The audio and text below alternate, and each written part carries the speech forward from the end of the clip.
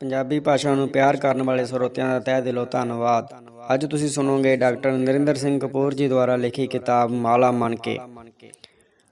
ਪੁਰਸ਼ ਹਰਕਤ ਦਾ ਪ੍ਰਤੀਕ ਹੈ, ਇਸਤਰੀ ਟਿਕਾਓ ਦੀ ਪ੍ਰਤੀਨਿਧ ਹੁੰਦੀ ਹੈ।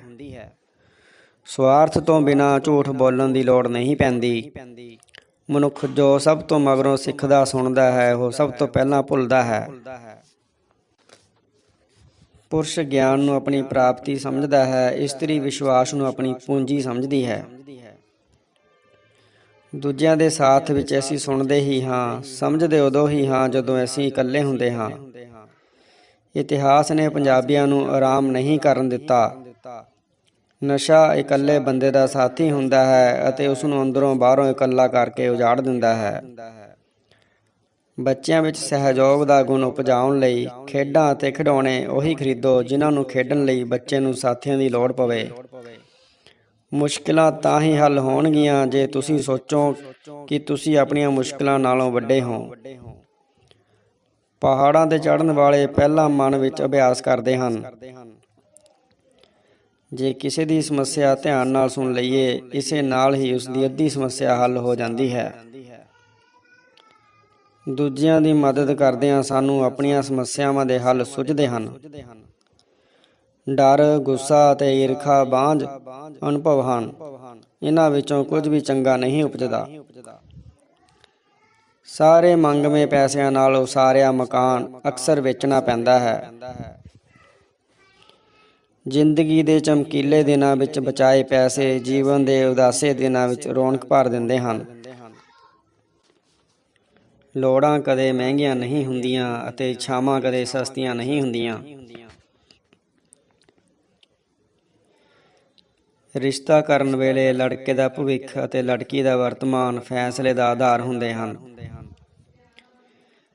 ਜੇ ਲੱਖ ਵਿੱਚੋਂ ਇੱਕ ਵੀ ਰੁਪਇਆ ਕੱਢ ਲਿਆ ਜਾਵੇ ਤਾਂ ਉਸਦੀ ਲੱਖ ਵਾਲੀ ਸ਼ਾਨ ਨਹੀਂ ਰਹਿੰਦੀ।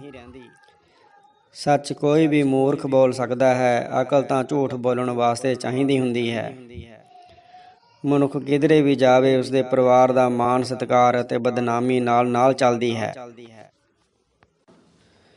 ਸੰਸਾਰ ਵਿੱਚ ਇੱਕ ਵੀ ਦੇਸ਼ ਅਜਿਹਾ ਨਹੀਂ ਜਿੱਥੇ ਲੋਕ ਅਨਪੜ੍ਹ ਹੋਣ ਅਤੇ ਦੇਸ਼ ਅਮੀਰ ਹੋਵੇ, ਜਾਂ ਲੋਕ ਪੜ੍ਹੇ ਲਿਖੇ ਹੋਣ ਅਤੇ ਦੇਸ਼ ਗਰੀਬ ਹੋਵੇ। ਝੂਠ ਨੂੰ ਸਬੂਤਾਂ ਦੀ ਲੋੜ ਹੁੰਦੀ ਹੈ, ਸੱਚ ਆਪਣੇ ਆਪ ਵਿੱਚ ਸਬੂਤ ਹੁੰਦਾ ਹੈ। ਇੰਟਰਨੈਟ ਨਵੇਂ ਯੁੱਗ ਦੀਆਂ ਰਿਸ਼ਤੇਦਾਰੀਆਂ ਦਾ ਵਿਚੋਲਾ ਬਣ ਗਿਆ ਹੈ। ਇਸਤਰੀ ਪੁਰਸ਼ ਆਪ ਮਾਪੇ ਬਣ ਕੇ ਆਪਣੇ ਮਾਪਿਆਂ ਬਾਰੇ ਆਪਣੀ ਰਾਏ ਨੂੰ ਸੋਧਦੇ ਹਨ। ਬੱਚੇ ਲਈ ਮਾਂ ਹੀ ਉਸਦਾ ਬ੍ਰਹਿਮੰਡ ਹੈ, ਮਾਂ ਲਈ ਬੱਚਾ ਹੀ ਉਸਦਾ ਸੰਸਾਰ ਹੁੰਦਾ ਹੈ। ਕੋਈ ਵੀ ਬੰਦਾ ਆਪਣੀ ਮਾਂ ਸਾਹਮਣੇ ਡੀਂਗਾ ਨਹੀਂ ਮਾਰ ਸਕਦਾ। ਪਹਿਲਾਂ ਲੱਖ ਰੁਪਇਆ ਹੀ ਬਚਾਉਣਾ ਮੁਸ਼ਕਿਲ ਹੁੰਦਾ ਹੈ, ਅਗਲੇਰਾ ਹਰ ਲੱਖ ਪਹਿਲੇ ਲੱਖ ਦੀ ਸ਼ਾਬਾਸ਼ ਨਾਲ ਜਲਦੀ ਹਾਜ਼ਰ ਹੋ ਜਾਂਦਾ ਹੈ। ਹਰ ਪਰਿਵਾਰ ਵਿੱਚ ਕੋਈ ਨਾ ਕੋਈ ਹੁੰਦਾ ਹੈ ਜਿਹੜਾ ਹਾਰਮੋਨੀਅਮ ਨੂੰ ਤਬਲੇ ਵਾਂਗ ਵਜਾਉਣ ਦੀ ਜਿੱਦ ਕਰਦਾ ਹੈ। ਬੱਚੇ ਉਹ ਰੋਸ਼ਨੀ ਹੁੰਦੇ ਹਨ ਜਿਹੜੀ ਅੰਨ੍ਹੇ ਮਾਪਿਆਂ ਨੂੰ ਵੀ ਸੁਜਾਖੇ ਬਣਾ ਦਿੰਦੀ ਹੈ। ਡਾਕਖਾਨਾ ਕਿਸੇ ਨਾਲ ਲੰਮੀ ਬਾਂਹ ਕਰਕੇ ਹੱਥ ਮਿਲਾਉਣ ਦਾ ਵਸੀਲਾ ਹੁੰਦਾ ਹੈ। ਕੁਝ ਚੰਗਾ ਕਰਨ ਲਈ ਤਾਕਤ ਦੀ ਨਹੀਂ, ਇਰਾਦੇ ਦੀ ਲੋੜ ਹੁੰਦੀ ਹੈ। ਜਿਹੜੇ ਮਾਪੇ ਨਹੀਂ ਬਣਦੇ, ਉਹਨਾਂ ਲਈ ਸੰਸਾਰ ਵਿੱਚ ਆਪਣੀ ਪਛਾਣ ਦੀ ਸਮੱਸਿਆ ਬਣੀ ਰਹਿੰਦੀ ਹੈ। ਸਮੱਸਿਆਵਾਂ ਉਦੋਂ ਹੀ ਉਪਜਦੀਆਂ ਹਨ ਜਦੋਂ ਸਾਡੀ ਸੋਚ ਸਪਸ਼ਟ ਨਾ ਹੋਵੇ। ਮਜਬੂਰੀ ਵਸ ਕੀਤੇ ਕੰਮ ਵਿੱਚੋਂ ਸੰਤੁਸ਼ਟਤਾ ਅਤੇ ਪ੍ਰਸੰਨਤਾ ਨਹੀਂ ਉਪਜਦੀ। ਤੁਹਾਡੀ ਜੇਬ ਵਿੱਚ ਪੈਸਾ ਹੋਣਾ ਚਾਹੀਦਾ ਹੈ, ਉਸ ਨੂੰ ਕੱਢਣ ਦੇ ਸੰਸਾਰ ਕੋਲ ਅਨੇਕਾਂ ਢੰਗ ਹਨ। ਹੁਣ ਝੂਠ ਬੋਲਣਾ ਕੇਵਲ ਛੋਟੇ ਬੱਚਿਆਂ ਲਈ ਹੀ ਪਾਪ ਹੈ। ਉਧਾਰ ਲਏ ਪੈਸੇ ਮੋੜਨ ਵਿੱਚ ਦੇਰ ਇਸ ਲਈ ਹੁੰਦੀ ਹੈ ਕਿਉਂਕਿ ਇਹ ਆਸ ਨਾਲੋਂ ਬਹੁਤ ਜਲਦੀ ਖਰਚ ਹੋ ਜਾਂਦੇ ਹਨ। ਜਿਨ੍ਹਾਂ ਨੂੰ ਸਭ ਕੁਝ ਕੀਤਾ ਕਰਾਇਆ ਮਿਲ ਜਾਂਦਾ ਹੈ, ਉਹ ਸਾਰੀ ਜ਼ਿੰਦਗੀ ਬੱਚਿਆਂ ਵਾਲੀਆਂ ਹਰਕਤਾਂ ਕਰਦੇ ਰਹਿੰਦੇ ਹਨ। ਜਿਹੜੇ ਕਰਜ਼ਾ ਲੈ ਕੇ ਪੁੱਤਰ ਦਾ ਵਿਆਹ ਕਰਦੇ ਹਨ, ਉੱਥੇ ਕਰਜ਼ਾ ਨੂੰਹ ਨੂੰ ਲਾਉਣਾ ਪੈਂਦਾ ਹੈ। ਉਧਾਰ ਅਤੇ ਕਰਜ਼ੇ ਵਿੱਚ ਚਿੰਤਾ ਛੁਪੀ ਹੁੰਦੀ ਹੈ। ਇਹ ਲੈਣ ਦੇਣ ਉਪਰੰਤ ਹੀ ਪਤਾ ਲੱਗਦਾ ਹੈ ਕਿ ਚਿੰਤਾ ਕਿਸ ਨੇ ਕਰਨੀ ਹੈ। ਇਸਤਰੀ ਵੱਲੋਂ ਤਿਆਗੇ ਜਾਣ ਉਪਰੰਤ ਪੁਰਸ਼ ਲਈ ਸ਼ਾਂਤ ਰਹਿਣਾ ਸੰਭਵ ਨਹੀਂ ਰਹਿੰਦਾ। ਨਸ਼ੀਲੇ ਪਦਾਰਥ ਉਧਾਰ ਨਹੀਂ ਮਿਲਦੇ, ਕਿਉਂਕਿ ਲੈਣ ਵਾਲੇ ਨਸ਼ੇ ਦੀ ਲੋਰ ਵਿੱਚ ਉਧਾਰ ਲਾਉਣਾ ਭੁੱਲ ਜਾਂਦੇ ਹਨ। ਕੁਰਬਾਨੀਆਂ ਦੇਣ ਦਾ ਐਲਾਨ ਆਗੂ ਕਰਦੇ ਹਨ, ਪਰ ਕੁਰਬਾਨੀਆਂ ਦਿੰਦੇ ਸਧਾਰਨ ਲੋਕ ਹਨ। ਜਿਹੜਾ ਦੋਸਤ ਵੱਡਾ ਉਧਾਰ ਲੈਂਦਾ ਹੈ, ਉਹ ਵਾਪਸ ਕਰਨ ਤੱਕ ਦੁਸ਼ਮਣ ਬਣ ਚੁੱਕਾ ਹੁੰਦਾ ਹੈ। ਥੱਕੇ ਹੋਏ ਪਤੀ ਪਤਨੀ ਜਦੋਂ ਇੱਕ ਦੂਜੇ ਨੂੰ ਚੁੰਮਦੇ ਹਨ ਤਾਂ ਇੱਕ ਨੂੰ ਨਿੱਛ ਅਤੇ ਦੂਜੇ ਨੂੰ ਉਬਾਸੀ ਆ ਜਾਂਦੀ ਹੈ।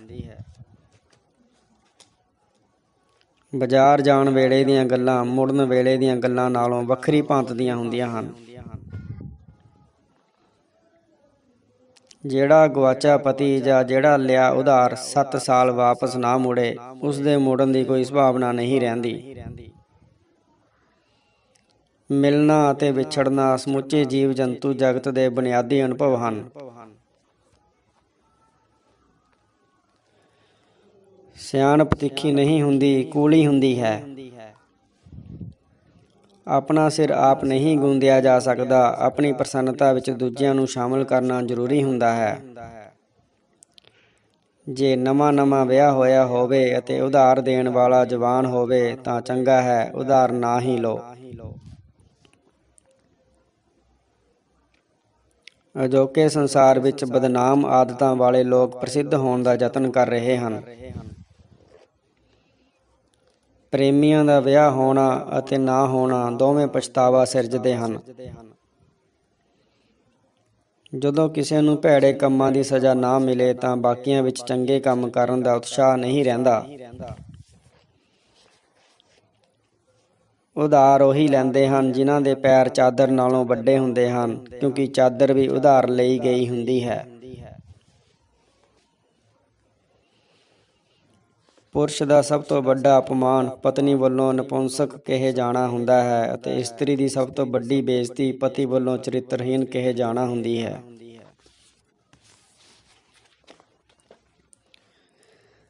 ਸਾਰੇ ਸੋਹਣੇ ਲੋਕ ਥੋੜ੍ਹਾ ਜਿਹਾ ਵਿਗੜੇ ਹੋਏ ਹੁੰਦੇ ਹਨ। ਇਸ ਵਿਗਾੜ ਨੂੰ ਨਖਰਾ ਕਿਹਾ ਜਾਂਦਾ ਹੈ। ਇਸਤਰੀਆਂ ਬਹਿਸ ਨਹੀਂ ਕਰਦੀਆਂ, ਕਿਉਂਕਿ ਉਹਨਾਂ ਕੋਲ ਸਹਿਮਤ ਹੋਣ ਦੀ ਸਿਆਣਪ ਹੁੰਦੀ ਹੈ। ਇੱਕ ਭੈੜੀ ਆਦਤ ਹੋਰ ਭੈੜੀਆਂ ਆਦਤਾਂ ਨੂੰ ਆਵਾਜ਼ਾਂ ਮਾਰਨ ਲੱਗ ਪੈਂਦੀ ਹੈ। ਪਰੀਆਂ ਬੜੀਆਂ ਸੋਹਣੀਆਂ ਹੁੰਦੀਆਂ ਹਨ, ਪਰ ਪਰੀਆਂ ਦੀ ਸੰਤਾਨ ਨਹੀਂ ਹੁੰਦੀ। ਕਲਾ ਅਤੇ ਕਵਿਤਾ ਅਸਫਲ ਪਿਆਰ ਵਿੱਚੋਂ ਹੀ ਉਪਜਦੀਆਂ ਹਨ। ਸਫਲ ਪਿਆਰ ਵਿੱਚੋਂ ਕੇਵਲ ਬੱਚੇ ਉਪਜਦੇ ਹਨ।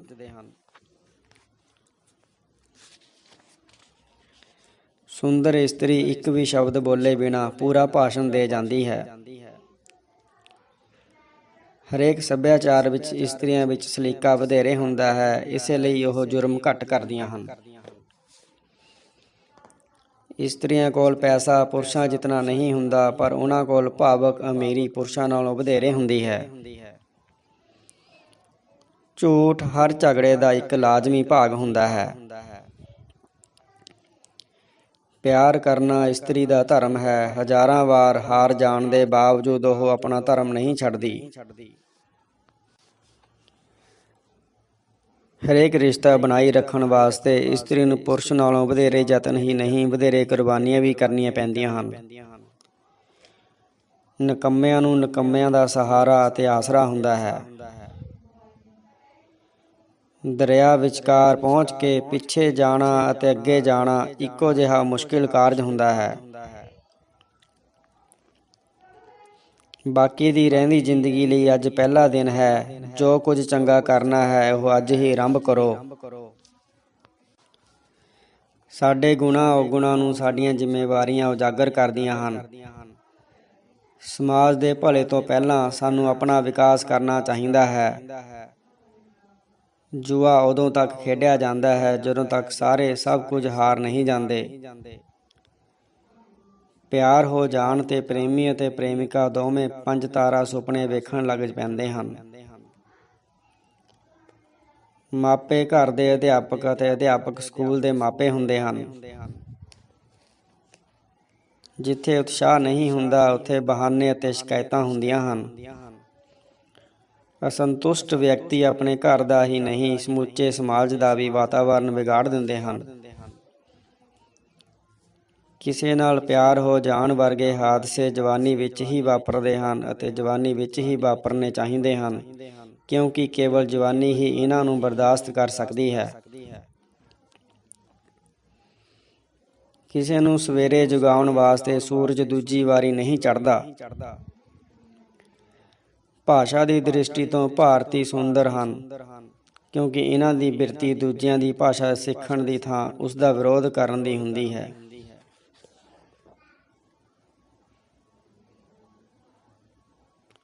ਭਾਸ਼ਾ ਦੀ ਦ੍ਰਿਸ਼ਟੀ ਤੋਂ ਭਾਰਤੀ ਸੁੰਦਰ ਹਨ, ਕਿਉਂਕਿ ਇਹਨਾਂ ਦੀ ਬਿਰਤੀ ਦੂਜਿਆਂ ਦੀ ਭਾਸ਼ਾ ਸਿੱਖਣ ਦੀ ਥਾਂ ਉਸ ਦਾ ਵਿਰੋਧ ਕਰਨ ਦੀ ਹੁੰਦੀ ਹੈ। ਸ਼ਹਿਰ ਦੇ ਅਰਥ ਪਰਿਵਰਤਨ ਤੋਂ ਹਨ। ਪਿੰਡ ਨਵੇਂ ਵਿਚਾਰਾਂ, ਨਵੀਆਂ ਵਿਧੀਆਂ ਅਤੇ ਨਵੀਆਂ ਤਕਨੀਕਾਂ ਦਾ ਅਕਸਰ ਵਿਰੋਧ ਕਰਦੇ ਹਨ। ਗੁਆਚੇ ਮੌਕਿਆਂ ਦਾ ਪਛਤਾਵਾ ਕਰਦਿਆਂ ਕਈ ਹੋਰ ਅਵਸਰ ਗੁਆਚ ਜਾਂਦੇ ਹਨ। ਜੇ ਜ਼ਿੰਦਗੀ ਪ੍ਰਤੀ ਹੁੰਗਾਰਾ ਹਾਂ ਪੱਖੀ ਹੋਵੇ ਤਾਂ ਮਨੁੱਖ ਥੱਕਦਾ ਨਹੀਂ। ਜੇ ਕਰਨ ਲਈ ਕੁਝ ਨਾ ਹੋਵੇ ਤਾਂ ਬੁਢਾਪਾ ਛਾਲਾਂ ਮਾਰਦਾ ਆਣ ਪਹੁੰਚਦਾ ਹੈ। ਅਜੇ ਤੱਕ ਕਿਸੇ ਸ਼ਰੀਫ ਆਦਮੀ ਦੀ ਇਹ ਇੱਛਾ ਨਹੀਂ ਹੋਈ ਕਿ ਉਹ ਬਦਮਾਸ਼ ਨਜ਼ਰ ਆਵੇ। ਨਿਸ਼ਾਨੇ 'ਤੇ ਛੋਟੇ ਅਤੇ ਤੰਗ ਰਸਤਿਆਂ ਤੋਂ ਪਹੁੰਚਣ ਦੀ ਕਾਹਲ ਵਿੱਚ ਜ਼ਿੰਦਗੀ ਦੀ ਮਾਲ ਰੋਡ ਗੁਆਚ ਜਾਂਦੀ ਹੈ। ਕੱਚੇ ਇਰਾਦਿਆਂ ਨਾਲ ਪੱਕੇ ਨਤੀਜੇ ਸੰਭਵ ਨਹੀਂ ਹੁੰਦੇ। ਪਿਆਰ ਦੇ ਖੇਤਰ ਵਿੱਚ ਕੋਈ ਵਿਉਂਤ ਨਹੀਂ ਚੱਲਦੀ, ਕਿਉਂਕਿ ਪਿਆਰ ਦਾ ਮਾਰਗ ਨਿਸ਼ਚਿਤ ਨਹੀਂ ਹੁੰਦਾ। ਜਿਸ ਖੇਡ ਦੇ ਨੇਮ ਨਾ ਹੋਣ, ਉਹ ਖੇਡ ਬਹੁਤਾ ਚਿਰ ਖੇਡੀ ਨਹੀਂ ਜਾ ਸਕਦੀ। ਕੰਜੂਸ ਵਿਅਕਤੀ ਖੁਸ਼ੀ ਵੇਲੇ ਵੀ ਖੁੱਲ੍ਹ ਕੇ ਨਹੀਂ ਹੱਸਦਾ ਅਤੇ ਅਸਮਾਨ ਵੇਖਣ ਵੇਲੇ ਵੀ ਪੂਰੀ ਤਰ੍ਹਾਂ ਅੱਖ ਨਹੀਂ ਖੋਲ੍ਹਦਾ। ਪਿਆਰ ਨਾਲ ਮਨੁੱਖ ਕੋਰੇ ਲੱਠੇ ਤੋਂ ਬੋਸਕੀ ਬਣ ਜਾਂਦਾ ਹੈ। ਚੰਗਿਆਂ ਨੂੰ ਅਸੀਂ ਪ੍ਰਭਾਵਿਤ ਨਹੀਂ ਕਰਦੇ, ਸਗੋਂ ਉਹਨਾਂ ਤੋਂ ਪ੍ਰਭਾਵਿਤ ਹੋਣ ਦਾ ਯਤਨ ਕਰਦੇ ਹਾਂ। ਪਿਆਰ ਵਿੱਚ ਨਿਰਛਲਤਾ, ਭੋਲਾਪਣ ਅਤੇ ਅੱਲੜਪਣ ਪਿਆਰ ਦੀਆਂ ਖੁਸ਼ੀਆਂ ਨੂੰ ਗੋਟਾ ਕਿਨਾਰੀ ਲਾ ਦਿੰਦੇ ਹਨ। ਪਿਆਰ ਕਿਸੇ ਦੇ ਸਦਕੇ ਜਾਣ ਦਾ ਕਮਾਲ ਹੁਨਰ ਹੁੰਦਾ ਹੈ। ਧਨ ਦਾ ਲੋਭੀ ਨਿਰਦਈ ਅਤੇ ਜਸ ਦਾ ਲੋਭੀ ਭ੍ਰਿਸ਼ਟ ਹੋ ਜਾਂਦਾ ਹੈ। ਭਾਰਤ ਵਿੱਚ ਬ੍ਰਾਹਮਣ ਨੇ ਕਦੇ ਸ਼ਸਤਰ ਨਹੀਂ ਚੁੱਕਿਆ। ਉਸਦੇ ਸ਼ਸਤਰ ਕ੍ਰੋਧ ਅਤੇ ਸ਼ਰਾਪ ਰਹੇ ਹਨ। ਜਿਹੜੇ ਮਿਹਨਤ ਵਿੱਚੋਂ ਨਹੀਂ ਗੁਜ਼ਰਦੇ, ਉਹਨਾਂ ਦੀ ਸਮਾਜ ਅਤੇ ਸੰਸਾਰ ਵਿੱਚ ਕੋਈ ਪਛਾਣ ਵੀ ਨਹੀਂ ਬਣਦੀ। ਪਿਆਰ ਕਾਰਨ ਅੰਦਰ ਚਾਨਣਾ ਹੁੰਦਾ ਹੈ, ਜਿਸ ਕਾਰਨ ਬਾਹਰਲਾ ਹਨੇਰਾ ਵੀ ਚੰਗਾ ਲੱਗਦਾ ਹੈ। ਆਲਸੀ ਲੋਕ ਅਕਸਰ ਮਿਹਨਤ ਕਰਨ ਵਾਲਿਆਂ ਦੀਆਂ ਪ੍ਰਾਪਤੀਆਂ ਨੂੰ ਕਿਸਮਤ ਨਾਲ ਜੋੜਦੇ ਹਨ। ਕੁਝ ਵੀ ਕਰਨ ਦੀ ਜਾਂਚ ਉਸ ਨੂੰ ਕਰਨ ਨਾਲ ਹੀ ਆਉਂਦੀ ਹੈ। ਪਿਆਰ ਕਰਨਾ ਅਤੇ ਉਦਾਸ ਨਾ ਹੋਣਾ ਅਸੰਭਵ ਹੁੰਦਾ ਹੈ। ਜਿੱਥੇ ਪਿਆਰ ਪਤਲਾ ਹੁੰਦਾ ਹੈ, ਉੱਥੇ ਗਿਲੇ ਸ਼ਿਕਵੇ ਮੋਟੇ ਹੁੰਦੇ ਹਨ। ਭੈੜੀਆਂ ਗੱਲਾਂ ਦੀ ਅਗਿਆਨਤਾ ਵੀ ਚੰਗੇ ਗਿਆਨ ਦੀ ਇੱਕ ਕਿਸਮ ਹੁੰਦੀ ਹੈ। ਜਿਸ ਪੁਰਸ਼ ਨੂੰ ਕੋਈ ਇਸਤਰੀ ਪਿਆਰ ਨਹੀਂ ਕਰਦੀ, ਉਸ ਪੁਰਸ਼ ਨੂੰ ਕੋਈ ਪੁਰਸ਼ ਵੀ ਪਸੰਦ ਨਹੀਂ ਕਰਦਾ ਹੋਵੇਗਾ। ਜਿਨ੍ਹਾਂ ਲਈ ਅਸੀਂ ਜ਼ਿੰਮੇਵਾਰ ਹੁੰਦੇ ਹਾਂ, ਸਾਡੇ ਲਈ ਉਹਨਾਂ ਦੀ ਸ਼ਾਬਾਸ਼ ਹੀ ਅਰਥ ਰੱਖਦੀ ਹੈ। ਚੱਕਰਾਂ ਵਿੱਚ ਘੁੰਮਦੇ ਮਨ ਨਾਲ ਸਿੱਧਾ ਸੋਚਣਾ ਸੰਭਵ ਨਹੀਂ ਹੁੰਦਾ। ਮਹਾਨ ਲਿਖਤਾਂ ਸਾਨੂੰ ਸੰਸ਼ਿਆਂ ਅਤੇ ਦੁਚਿੱਤੀਆਂ ਦੇ ਜੰਗਲ ਵਿੱਚੋਂ ਬਾਹਰ ਲੈ ਜਾਂਦੀਆਂ ਹਨ। ਜੀਵਨ ਵਿੱਚ ਕਿਸੇ ਡੂੰਘੀ ਸੱਟ, ਵਿਛੋੜੇ ਅਤੇ ਵੱਡੇ ਘਾਟੇ ਤੋਂ ਬਿਨਾਂ ਜੀਵਨ ਦੀ ਡੂੰਘੀ ਸੋਝੀ ਨਹੀਂ ਉਪਜਦੀ। ਇਸਤਰੀ ਦਾ ਅਨੁਭਵ ਸਰੀਰਕ ਦਰਦਾਂ ਉੱਤੇ ਆਧਾਰਿਤ ਹੋਣ ਕਰਕੇ ਡੂੰਘਾ ਹੁੰਦਾ ਹੈ। ਪੁਰਸ਼ ਦਾ ਅਨੁਭਵ ਸਰੀਰਕ ਤਾਕਤ ਉੱਤੇ ਉਸਰਿਆ ਹੋਣ ਕਰਕੇ ਵਿਸ਼ਾਲ ਹੁੰਦਾ ਹੈ। ਭਾਰਤੀ ਸਿਆਣੇ ਵਿਖਾਈ ਦੇਣ ਦੇ ਯਤਨ ਵਿੱਚ ਜਲਦੀ ਬੁੱਢੇ ਹੋ ਜਾਂਦੇ ਹਨ। ਸੱਚੇ ਸ਼ਰਧਾਲੂ ਨੂੰ ਝੁਕਣ ਦੌਰਾਨ ਉੱਚੇ ਉੱਠਣ ਦਾ ਅਹਿਸਾਸ ਹੁੰਦਾ ਹੈ। ਕਵੀ ਦੱਸਦੇ ਹਨ ਕਿ ਕੌਮ ਦੀ ਇਖਲਾਕੀ ਮਾਊਂਟ ਐਵਰੈਸਟ ਕਿਤਨੀ ਉੱਚੀ ਹੈ।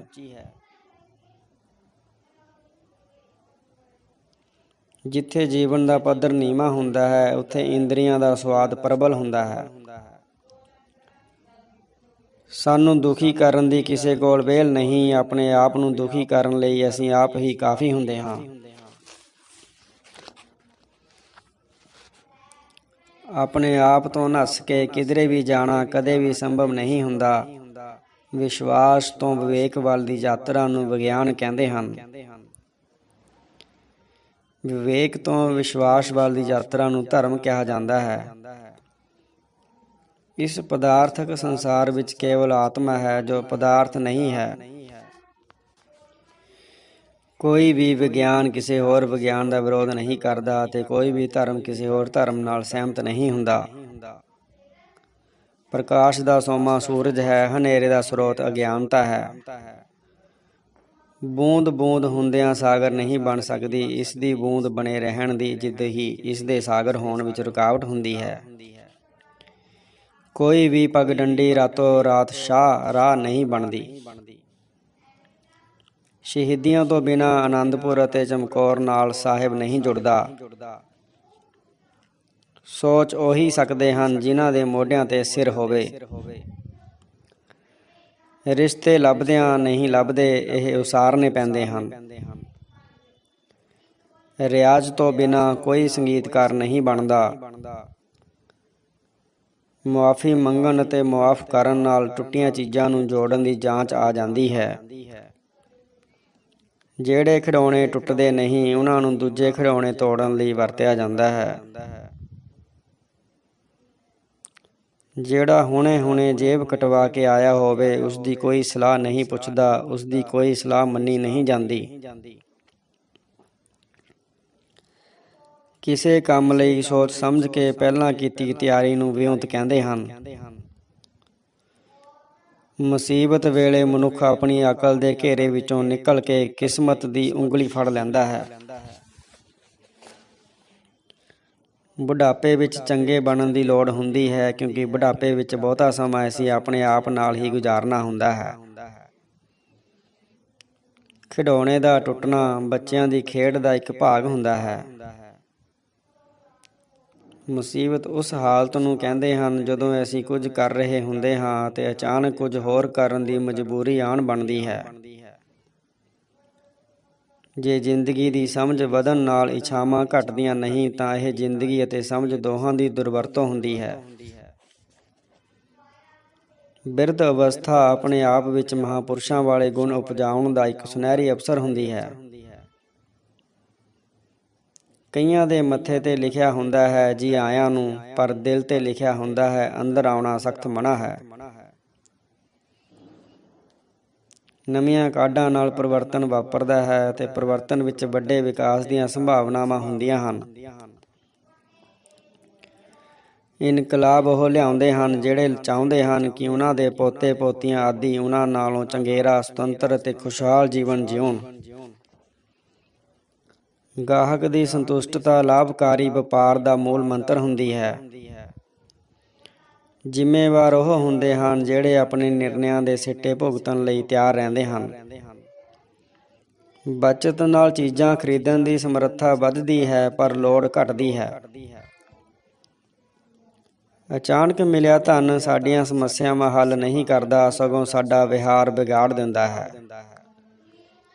ਦਿਖਾਵੇ ਦੇ ਰੋਗ ਤੋਂ ਮੁਕਤ ਹੋਣਾ ਖੁਸ਼ਹਾਲ ਹੋਣ ਦਾ ਗਾਡੀ ਰਾਹ ਹੈ।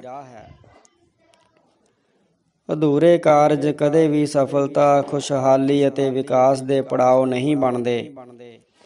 ਚੈਨਲ ਨੂੰ ਸਬਸਕ੍ਰਾਈਬ ਕਰਨ ਲਈ ਧੰਨਵਾਦ। ਤੁਹਾਡਾ ਦਿਨ ਸ਼ੁਭ ਰਹੇ।